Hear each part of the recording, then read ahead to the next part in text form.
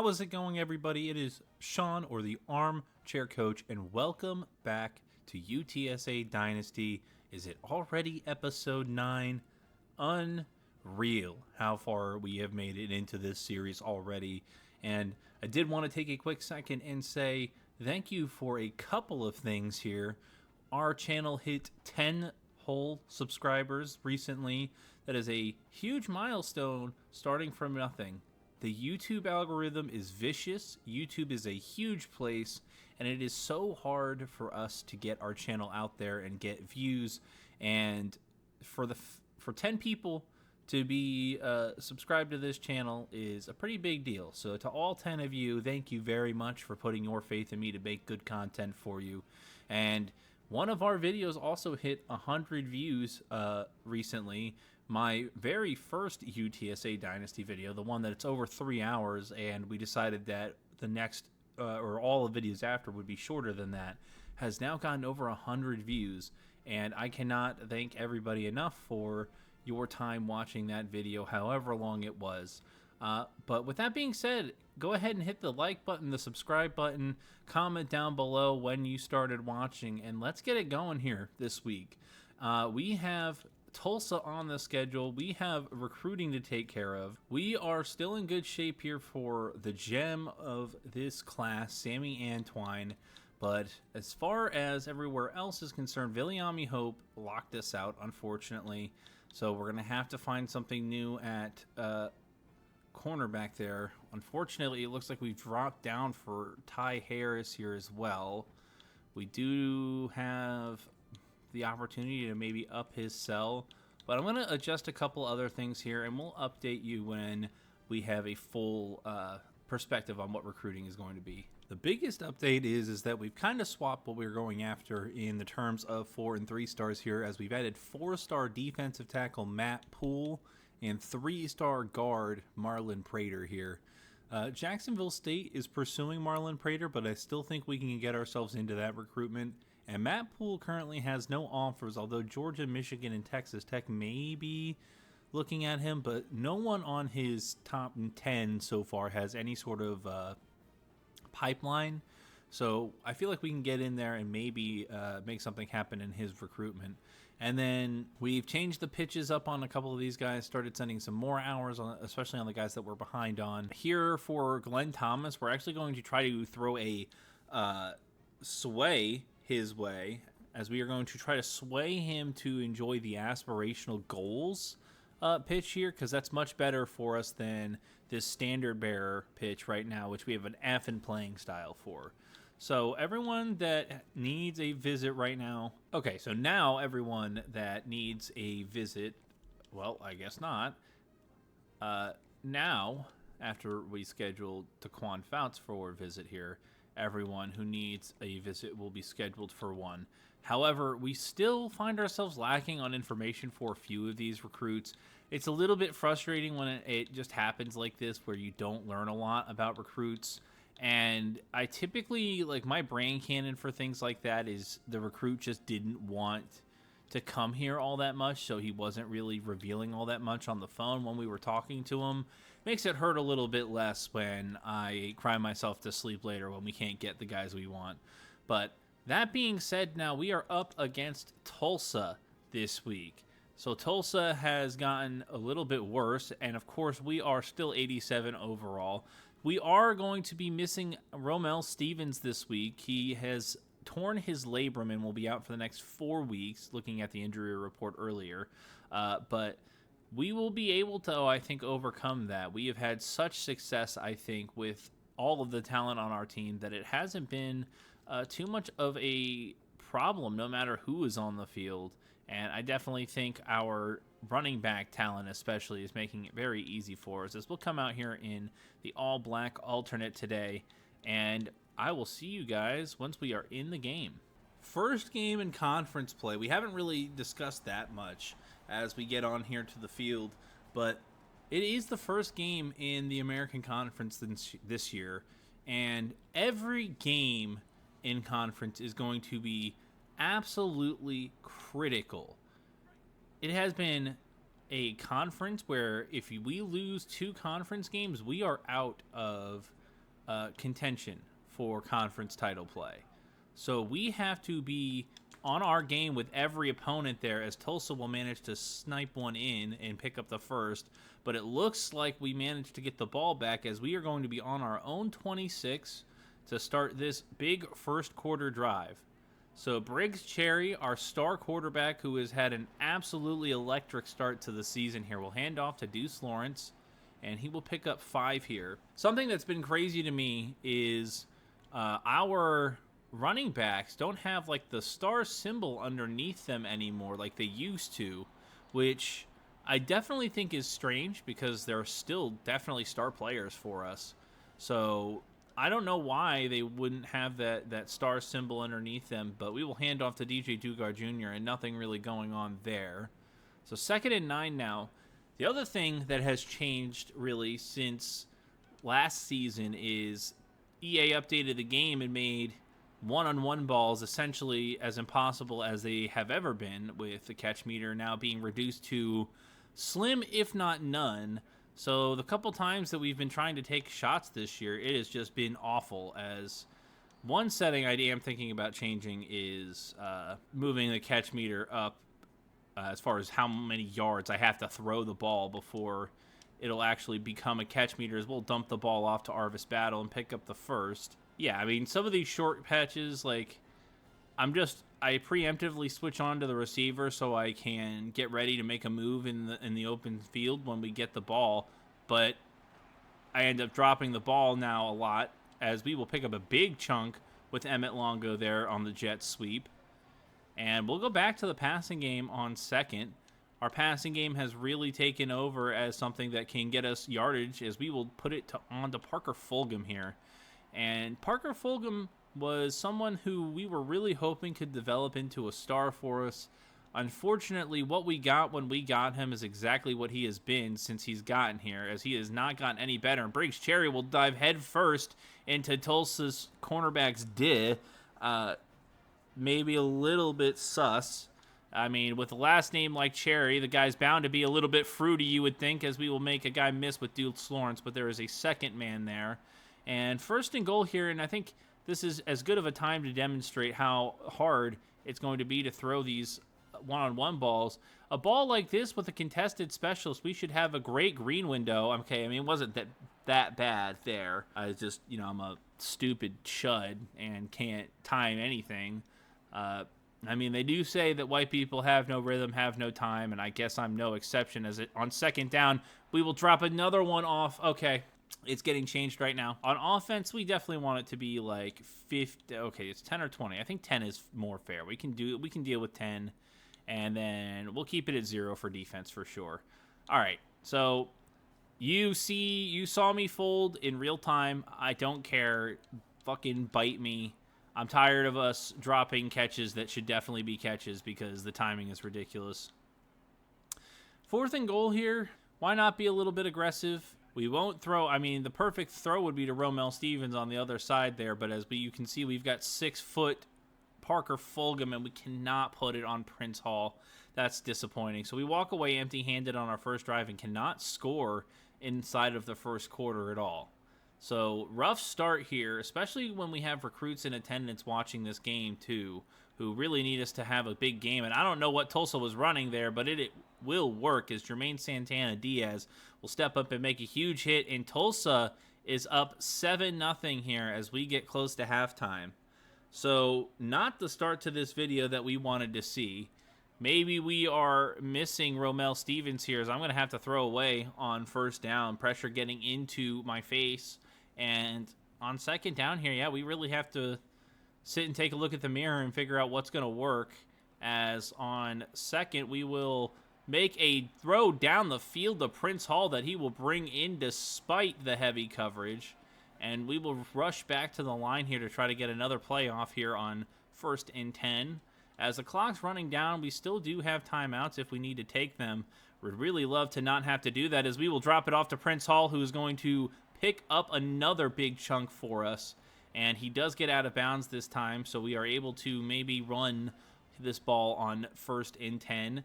Catch the defense slipping as we are going to find a big hole. Deuce Lawrence, can you make a man miss? No, he's going to fumble. Is that a real fumble, or is that one of those fumbles that they're waiting for me to challenge because his knee was down first? We're going to watch this in the replay here. He makes tries to make the man miss, and he still got it, and the ball comes out after his knee is down. We are throwing the challenge flag on that 100% of the time. This game tries to cheat you and actively waits to see if you will challenge it. As you can see, we are clearly down there, and we will wait for the confirmation. But in this game, more than any other game I have ever seen, you, as the coach, will have to step in yourself and be the referee, because the refs can't do their job, but we might throw an interception anyway there on first down, trying to force something there because we are a little bit confuzzled after all that mess. But 1st and 10 here. Emmett Longo's got one-on-one, and we will make a fantastic catch here to put us with 1st and down. God, how many times is the armchair coach going to say 1st and down when we have 1st and goal? I'm going to hurt myself. But we do tie this game up with DJ Dugar right before halftime. Although being tied up 7-7 with Tulsa going into halftime is not the result we wanted to see, as we will head back into play the moments now. That was close, and if it hadn't been for the fact that I know how this game works and how it likes to do just that, I would have lost the ball there, and who knows if we would have tied the game up, as Deuce Lawrence will make a man miss and pick up another big chunk. He is definitely a little bit better in that department than DJ Dugar as far as making people miss. But we will score another touchdown, and we have a 3rd and 7 here. We did manage to score another time, so we are up 14 as Emmett Longo's got that one-on-one coverage down the field, and we cannot pull it down. So that's what I'm talking about. You know, that's the kind of play that would be so automatic in the past, but it's definitely going to be harder for us here, as it's 4th and 5, and Tulsa's going for it down big here in this game. And they're going to look to throw one deep, as we will manage to knock it away and get the turnover. And they will give us the ball here on 3rd and 9 on their 25. Pick something up through the air. We've had so much success, I think, in that intermediate pass game this year, as we will have no success on that play, as they will get home. And I'm assuming they'll let us kick the field goal here, which we will step on the field and do. Our sophomore kicker now, who has been pretty clutch for us in quite a few games as a true freshman, and even here as a true sophomore now, as he makes yet another 50-plus yard field goal. What a great recruitment for us with him. Despite the fact that he has normal dev, he's really still turned into quite a star here. 4th and 9 for the Tulsa team here. Can they pick up a first?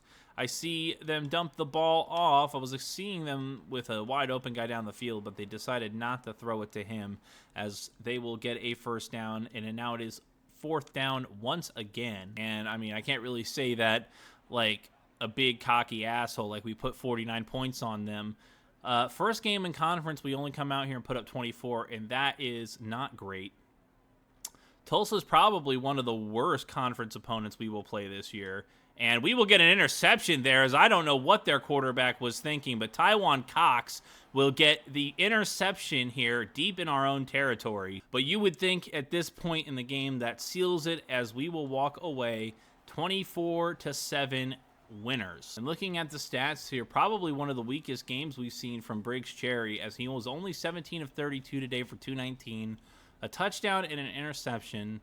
On the ground, DJ Dugar Jr. and Deuce Lawrence had pretty decent games, and Briggs Cherry finally struggled on the ground. And receiving-wise, Emmett Longo brought in 6 for 80, Prince Hall 4 for 51, Parker Fulgham 3 for 51 and a touchdown.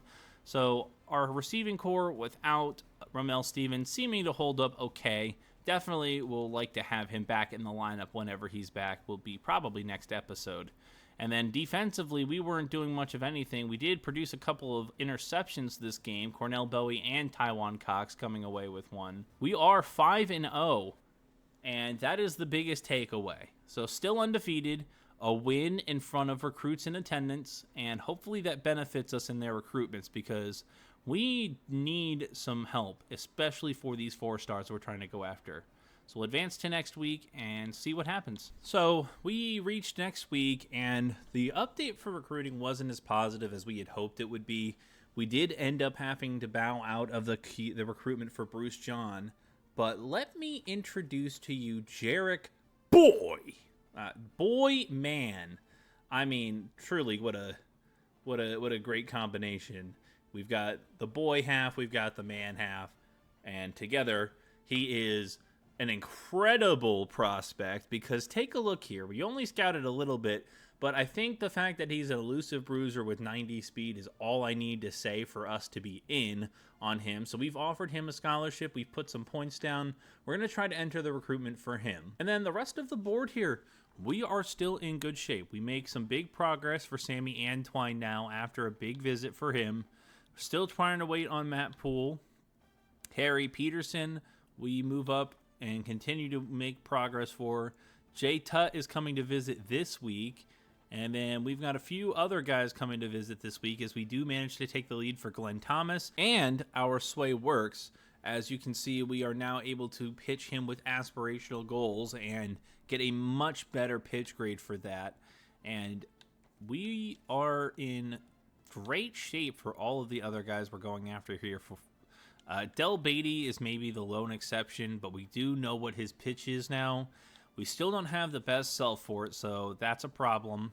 And then Ty Harris with Army here is another recruitment that we have to try to close out and win. So maybe this is one of those where we try to find points that we can take off of somebody else and put towards him, but I really don't think we have any of them available anywhere. Theoretically, I could take 10 points off of Jarek Boyman here to start and put those on Ty Harris because we really do want to bring him in. He's a great player, and unfortunately our coach ability only being a D+ is really unfortunate. That really just hampers what we're able to bring in with our recruits. But with that being said, it is now time for a Week 6 rematch against East Carolina. If you remember last season, East Carolina was a team that we went on the road against while we were in a great hot streak and ended up falling flat against. So we have revenge on our mind, perhaps. I definitely have revenge on my mind as we prepare for this matchup. So I will see you when we are ready to go. Yet another big game for us as we have, I think, another 4 recruits in attendance here today as we take on the East Carolina Pirates. I did confirm for myself it was Pirates. It was literally on their jerseys in the game that we played them. As we will take the field here, step into the moment, and see what we are able to achieve as our first opportunity here is a big first quarter drive. So we are going to be on the 30 here as we take the field, looking to kind of bounce back offensively. I mean, we won the game, but our performance offensively definitely hadn't matched up to what we had been producing outside of the conference, as we will pick up a big gain of 9 on first down, maybe look to the RPO here on 2nd and 1, as they are ready for it and ready for the ground attack as well, as we will lose 1 and find ourselves in 3rd and 2 already. We were thinking about the pass here. I think we'll audible to the run here. We're going to hand off to Deuce Lawrence. They've got so much space for us to run through, but they are there.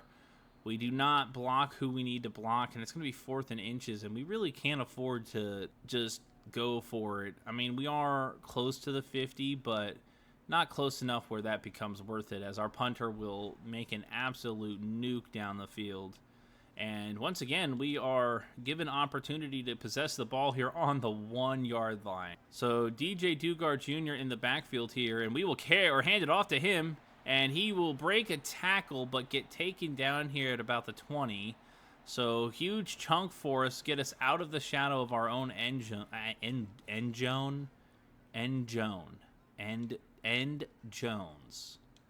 I don't know who N. Jones is, but that's, I guess, what I was trying to say there. As on first down here, we'll drop it off to Emmett Longo. If he had a little bit more burst, I think something more comes out of that. But instead, it's just a gain of 2 here. Second down, go back to the run game. We really have kind of formed a new identity that relies more on our pass game as DJ Dugard Jr. gets destroyed, and the player who laid the hit maybe a little bit banged up after that one. Kind of reminiscent of the old NFL days where the player who lays the big hit and the guy he lays the hit on both get banged up. As we will go right back to DJ Dugard on first down and pick up another 5.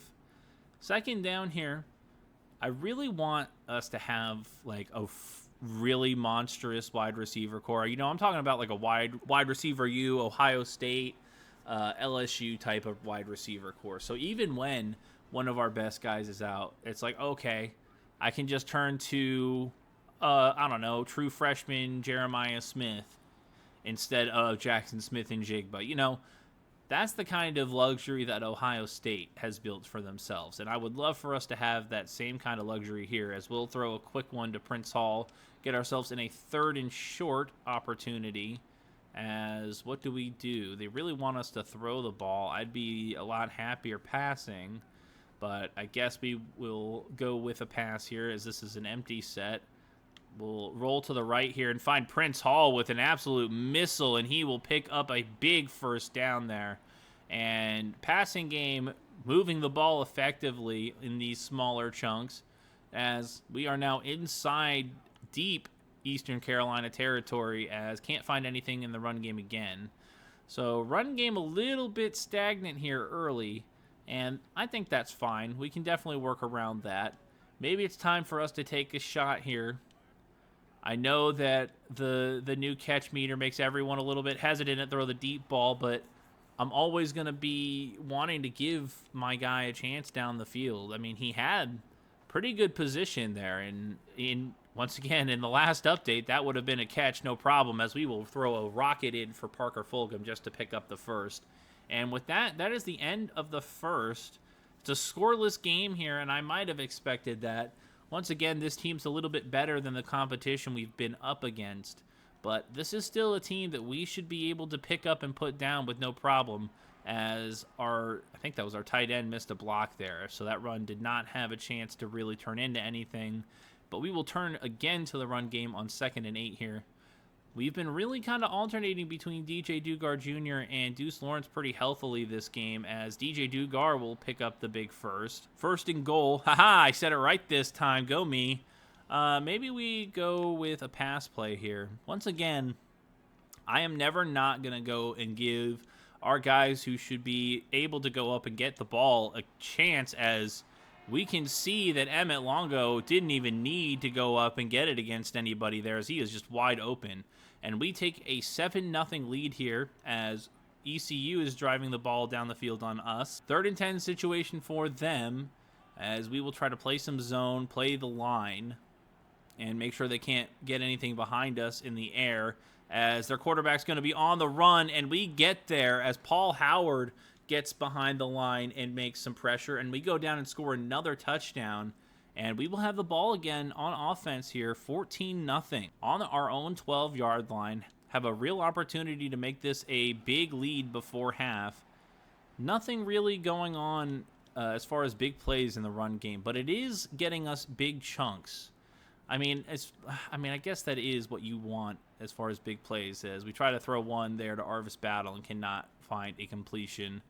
That's why I say we really need a quality wide receiver, I guess, and tight end core.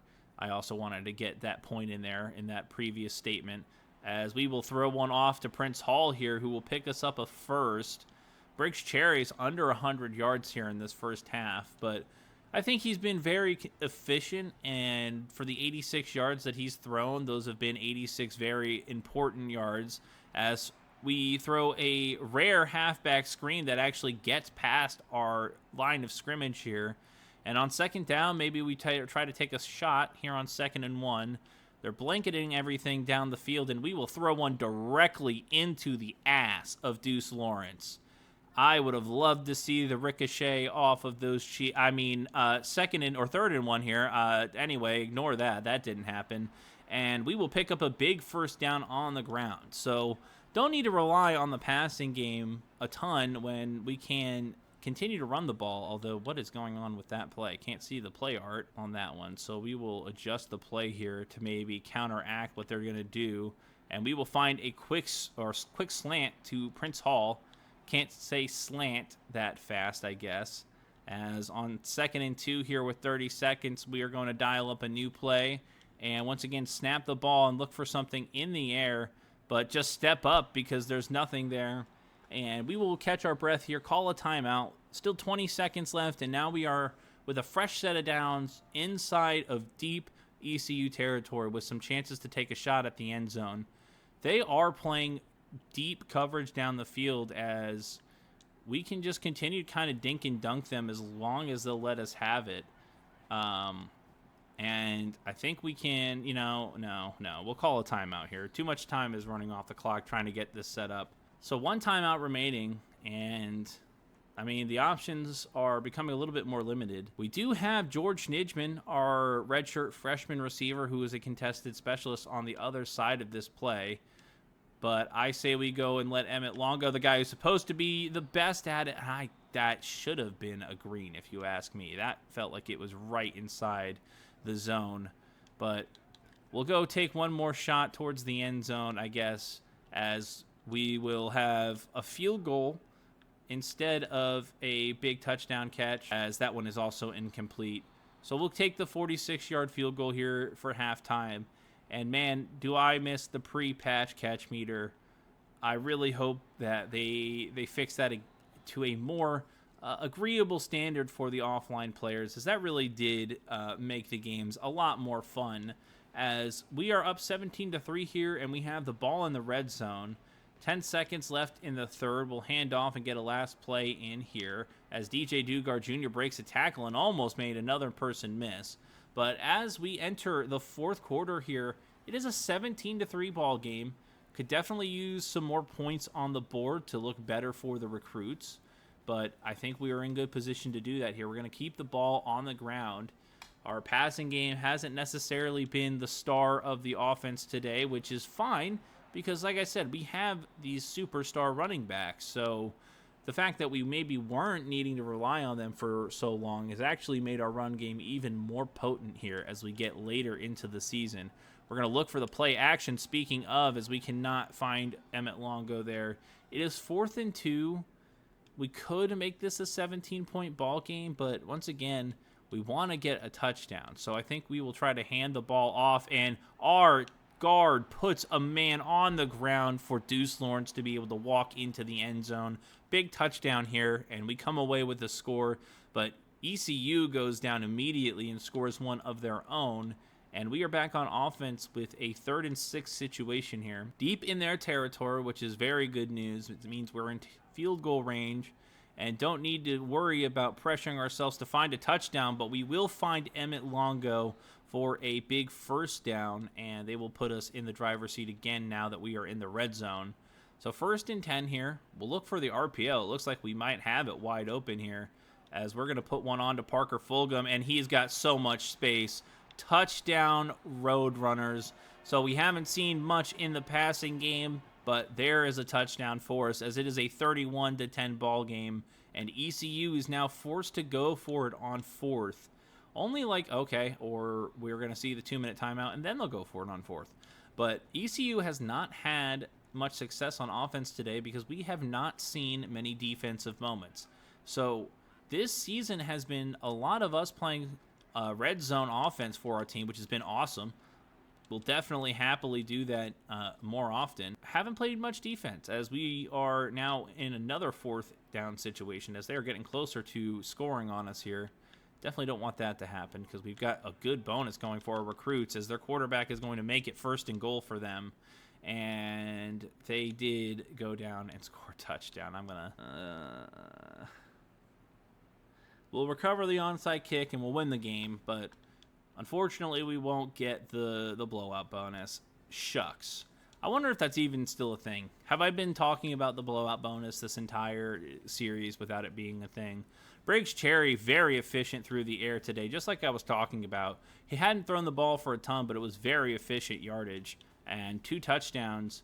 And then on the ground, DJ Dugar had 160 yards. Deuce Lawrence ran for 20 on 7 carries, and Briggs Cherry had 15 yards of his own. And then through the air, Prince Hall continues to just bring in catches this year. And Emmett Longo had a 7-catch game of his own. And I really hope that we see Romel Stevens back here next episode because we miss his presence on the field. And Julius Gums gets 2 tackles for loss today as we did not produce a ton on defense and did not produce any turnovers through the air. That continues to just be a department where we don't have a ton going on. We're just kind of keeping everything in front of us, which is fine. We can absolutely win ball games like that, but we don't want to turn into the Jets where we force absolutely 0 interceptions in the season. So another win in our bag against East Carolina, and we advance to next week now 6-0. This season has been nothing short of fantastic for our squad. Can we keep this momentum up? Who is going to be the biggest test on this roster? I'm sure we will have a matchup against a Tulane or a Memphis here as we do win the commitment for Ty Harris as he hard commits to us after a great visit. And looking at everybody else, we are still trying to make some progress on Del Beatty. We might not win that recruitment and have to turn somewhere else. We shall see. I'll set up practice and then we will check in on recruiting. Date for recruiting. We are not really doing like much better or worse for any of the guys that we have. We do move up for Marlon Prater here, and we do add another tackle here because we are going to end up losing for Daniel Beatty. So Daniel Strong enters the board here, and he's got no offers right now. He's a raw strength archetype. They're not my favorite, but it will do in a pinch like this, as we will now enter a big Week 7 matchup here against North Texas. We are now top 10 in the entire country, number 8 to be exact, as we are up against a program today that we should have no problems handling here. So let's step out on the field and get this game going. So we are in northern Texas. I would assume that would be where North Texas's campus is, as we are away from home. And we need to pull off a big win here today. Continue our... Oh my God, that's horrifying. It's even more horrifying now that his head is here, as we will get ready for yet another big conference game for us where we need to come up victors. We have no recruits in attendance, obviously being away from home, but we have big conference aspirations, and every single conference game is a must win for us. So how is our squad going to do today? We have not found ourselves in a situation very often where we have been let down by how our squads come out and performed. I would say that maybe our game a couple weeks ago is the lone exception to that, but I see a wide open Parker Fulgham here to start this game off hot, as he is going to dance it up on North Texas's end zone, and UTSA here is out to a hot start. And our passing game has overnight become so potent, and imagine how potent it will be when we get even better receiver talent in this room. Imagine what it will be when we have someone who can burn the defense, take the top off of it, and we can take advantage of a big arm quarterback, which we don't really have right now, but don't tell Briggs Cherry that. And 3rd and 7 here. Let's take a shot once again. Always going to let our one-on-one guy go take a one-on-one shot, and oh my God, how much better do I need to time it there? They need to make that sound like even... They don't need to make it much bigger. Like, I am telling you, I would be happy with even just a little bit bigger. Like, just a little bit, so I can actually see the green window. Like, all I see are 2 white lines on my screen. So how am I supposed to time it at that point? But I'm not going to stop. We're going to keep trying to give our guys shots to go up and get the ball. I don't care if it means we lose out on points as we get stuck on our offensive lineman and can't pick up the first. I hate when that happens. But 4th and 3 now, they'll let us go for it here.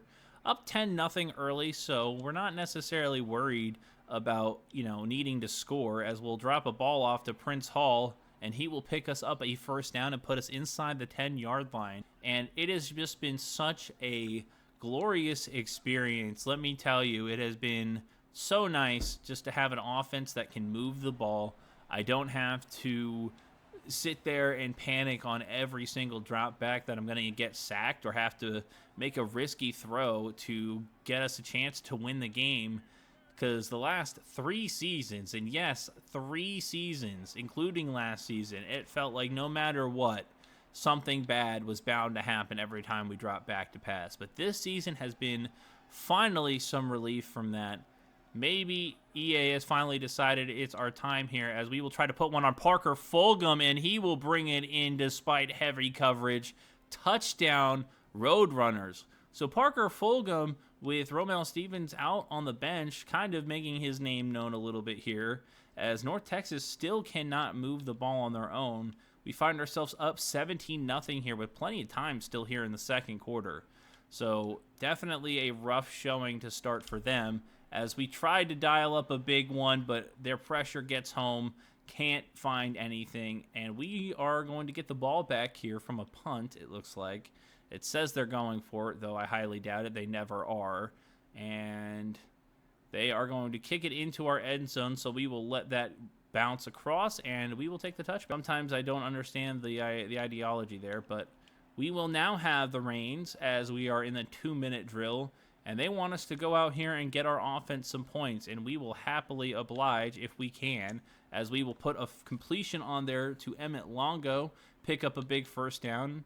Still plenty of time left in the half, so we don't have to specifically rely on our passing game, as we will go to the draw here on second. Deuce Lawrence has got some space, makes a man miss, but there are an army of Green Ranger, or what is their mascot? Oh, I know what it is. Isn't it the Mean Green? They're the Mean Green. Yeah, there's a army of Mean Green. A Mean Green tackling machines, you could say. Okay, I'm done. As we will put one on. Oh my God, Emmett Longo finally goes up and get one. That's what I'm talking about. Okay, so the green window there was a little bit more manageable. Maybe we need to prioritize the type of pass we're putting on him in those situations too, because that one was definitely more of a lob, but he will go up and over the North Texas. Okay, we've got possessed Emmett Longo here in the replay, but what a pass, what a catch from our big play receiver there, using all of that size to go up the much smaller defender and catch us a big touchdown. So a 24-0 shutout being pitched here, as North Texas will finally get themselves some points here in the third quarter. But we are in the red zone again, and we can now give our running back some opportunities here, although I'm saying that like we haven't been open to giving them opportunities until now. But our passing game has just been so good. You know, I like throwing the football, and especially when our opportunities on the field are limited, and especially when half of those limited opportunities are third and longs, we got to throw the ball a little bit. So when we're in the red zone like this, it's nice to be able to look to the run game a little bit and get them some opportunities, especially as it is first and goal here. We're going to try for an RPO. They are there, but they will push us across.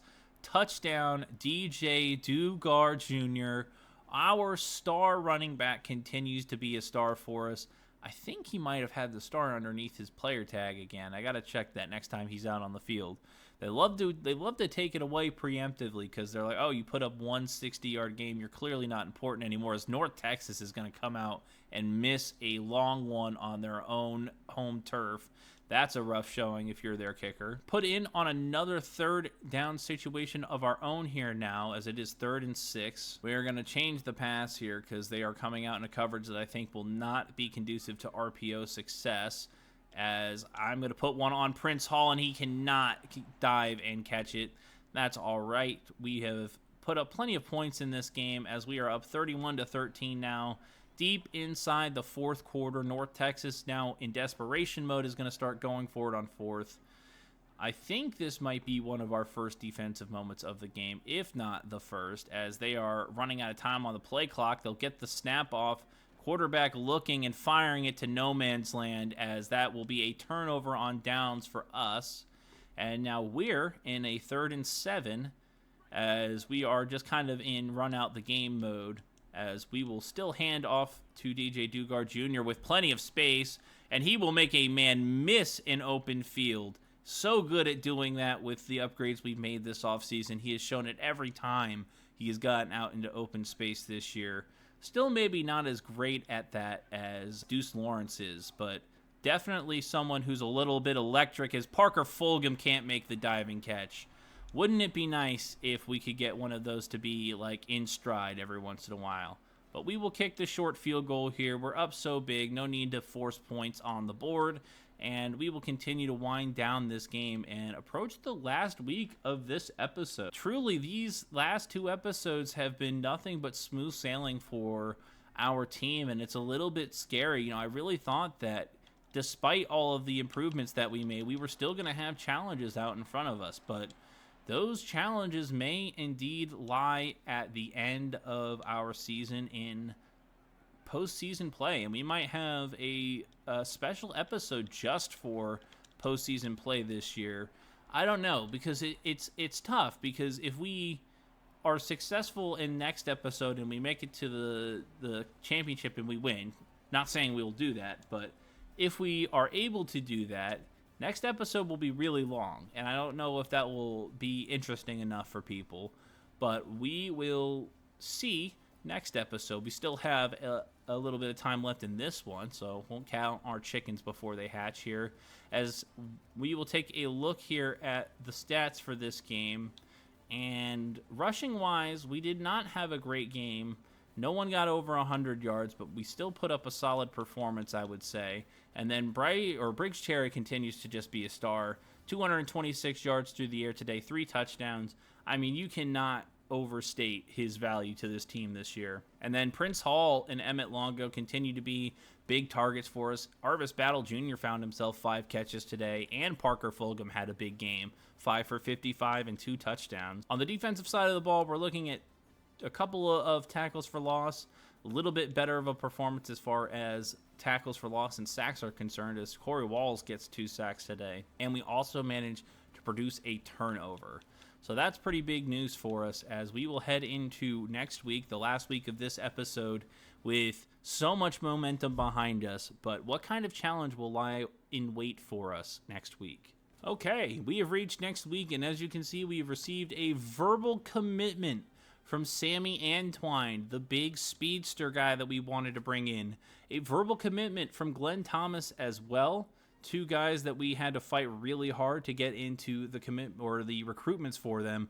We are now in good shape as we are coming down to the wire for them. So as always, we will set up our recruitment. Oh, okay, we're not playing a game this week, so we will take a look at we got 75 Dynasty points for completing winning a couple road games this year. We've won all of our road games this year. But anyway, we will set up recruitment, and I will update you if there's anything to update. Okay, so the update for this week is really quick. Ole Miss and LSU both offer scholarships for guys that we were going after that didn't have them before in the 4-star range. Not too worried about that, because like I said, these guys don't have pipelines on them. So we will see how we fare as far as week to week in the recruiting cycle, if we need to maybe throw a little bit extra NIL. Not as much maybe as we threw Sammy Antwine, but we can throw a little bit more at a couple of these guys if it means that we have a better chance to bring them in at the end of the day. Like Jay Tutt here has a visit to A&M this week, and I'm worried about that. Same thing here with Sammy Antwine going to visit Ole Miss, and Glenn Thomas is also going to visit Missouri this week. So this week is a little bit scary for us because next week is going to be scary for us, I guess, because there are going to be guys who are going on visits to other schools that, unless we get hard commitments in this screen, we have to worry about losing these guys to other schools here. But we do get a verbal commitment from Marquise Gammon and a verbal commitment from Daquan Fouts, a hard commitment from Glenn Thomas, so we don't need to worry about him now. So that is a relief.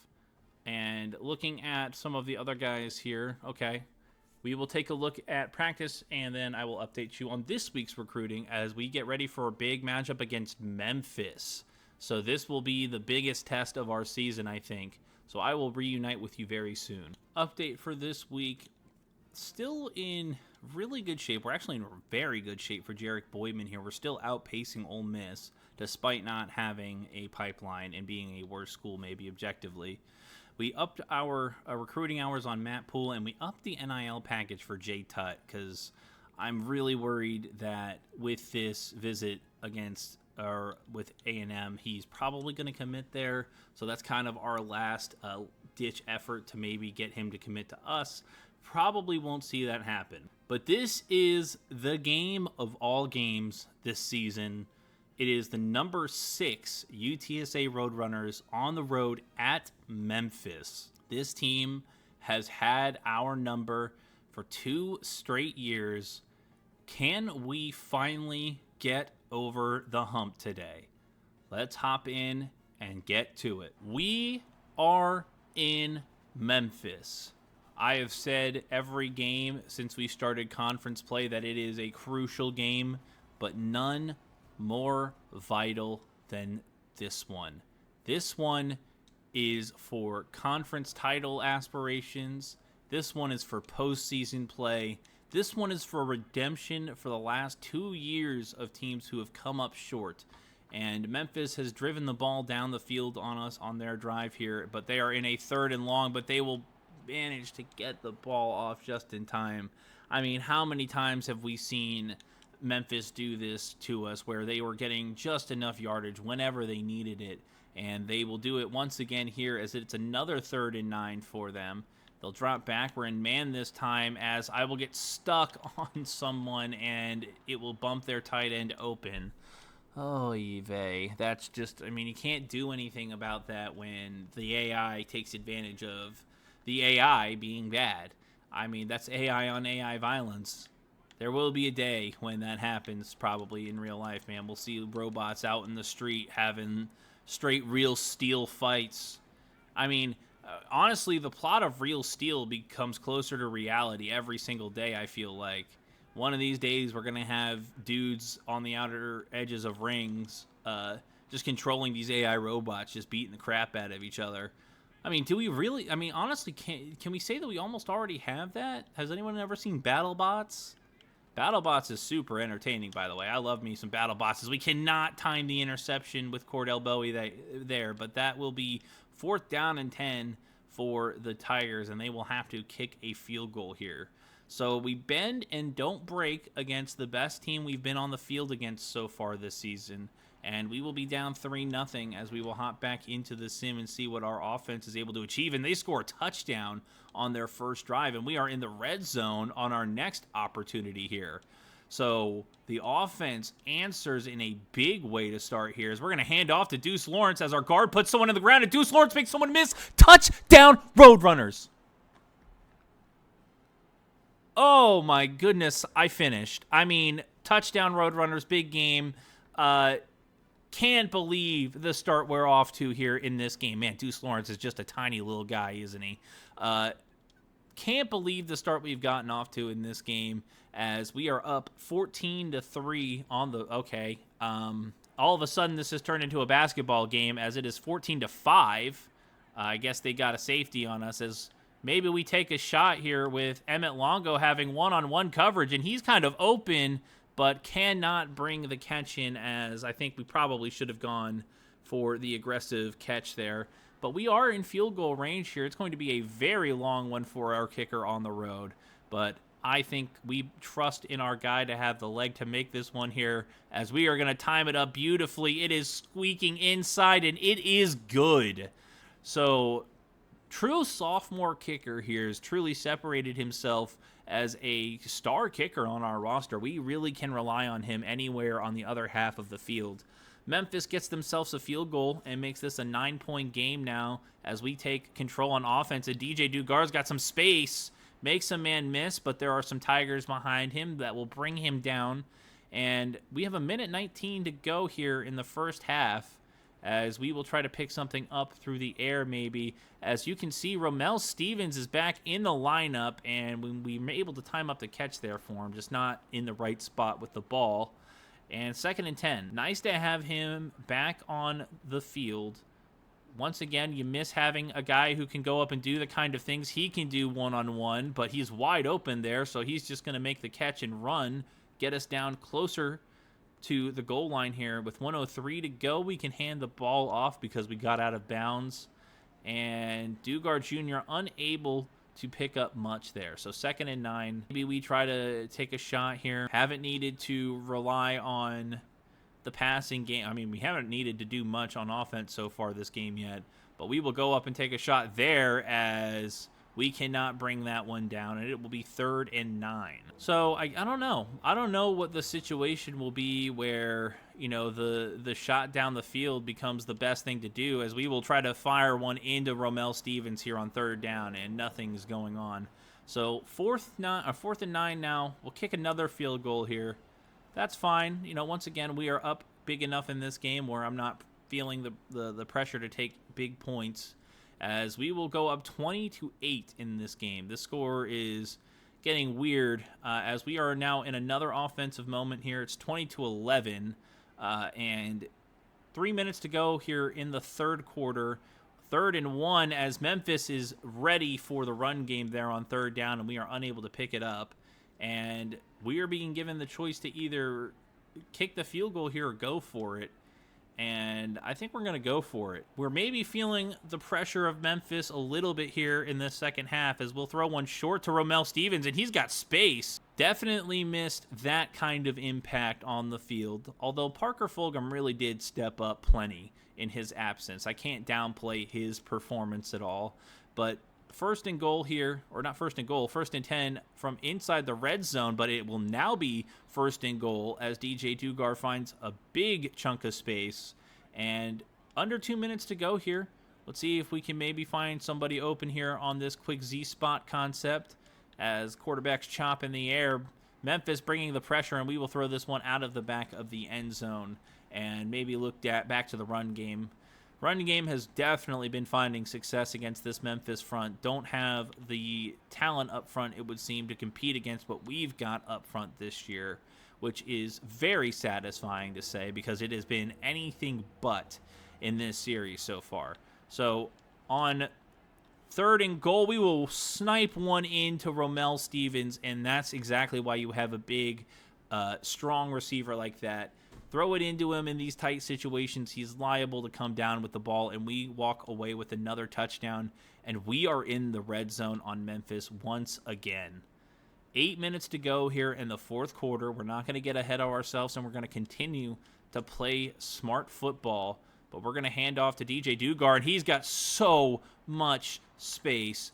Touchdown, Roadrunners. We are running away with this football game, as Memphis is now going for it on 4th down, with things becoming desperation time for them. Only 6.5 minutes or so left in the game, and they are down by multiple scores. They're going to try to find something in the air, and they have an open receiver. We do get to him quickly. Cordell Bowie on the tackle for us, and they are going to find themselves in the red zone and walk away with 3, or maybe that was 6. Or was it 7? No, they walked away with 8. Okay, so they got the touchdown and got the 2 points, as they are going to run the clock down to the 2-minute timeout here on 4th and 7, and we will have to try to get a stop here. Don't want them to climb back in this game now, because they are only down by 14. So it becomes a little bit more of a pressure situation, as we will stop them short. We will get the ball back here, and they will give us the reins here on a 3rd and 8. Memphis has used all of their timeouts, so let's go ahead and keep the ball on the ground and use up some more of this clock. And DJ Dugard's got some space, and he might be able to score, but we don't need to do that here. We will let the clock run out on this game, and can you believe it? We finally put this Memphis team to bed, as Romel Stevens has a great return with 6 catches and 130 yards. We will take a look at the rest of the stats here, but what a performance from this team. we are continuing this big hot streak that we have been on since the start of the season, really. And can I just say, I think Briggs Cherry might be the catalyst to all of that. Not his most efficient day through the air today, only 227 yards and 41% completion percentage, but no turnovers. He is so careful with the football, and that's something that we've really needed, as DJ Dugard Jr. Rushes for 95 yards, and Deuce Lawrence only had 3 carries, but 50 yards on those 3 and a touchdown today. And Ramel Stevens, 130 yards and 2 touchdowns for him today. What a return to the field for him. And we now move into next week, in the beginning of next episode, 8-0. And if we weren't thinking about postseason play before, there is nothing but the postseason on our mind at this point. I believe that this team can not only make the college football playoff, but may make a statement in the college football playoff as well. We could absolutely go into the college football playoff in a surprise, a slacking team, but we still have to finish the next 4 games out very strong, as we will see what kind of updates we have recruiting-wise as we get a hard commitment. And let me tell you guys, I'm hard for this commitment. I mean, Sammy Antwine joins the squad from Magnolia, Mississippi, and I could care less if we don't get anybody else here, as we do end up losing Jay to Texas A&M. That's fine. Sammy Antwine is a roadrunner, and he is the perfect representation of a roadrunner, given how electric his speed is. So I'm excited to see how he looks when he gets on the field, but we will have to get through the next 4 games on our schedule first. So, like I said at the beginning of this video, if you enjoy this series and you enjoy what we're doing here, what we're building, what we're so close to achieving here in the city of San Antonio, please leave a like down below, comment your thoughts on how things are going this season, and please subscribe to help our channel get out there to more people and grow our community. I really hope that I will catch you in another episode very soon. Take care.